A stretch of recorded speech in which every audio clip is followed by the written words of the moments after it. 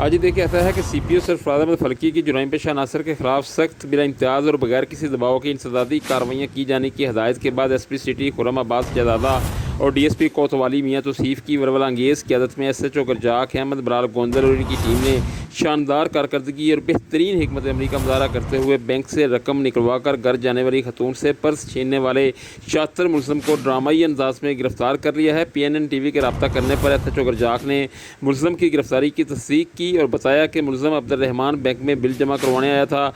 इस दौरान एक खतून को रकम निकलवाते देखकर इसकी रैकी शुरू कर दी और खतून से पर्स छीन कर फरार हो गया, जिसके बाद पुलिस ने बैंक में जमा करवाया जाने वाला मुलज़म की जानिब से बिजली का बिल और CCTV फुटेज की मदद से मुलज़म अब्दुर्रहमान को गिरफ्तार कर लिया है, जबकि मुलज़म के फरार होने वाले दूसरे साथी की गिरफ्तारी के लिए छापे मारे जा रहे हैं।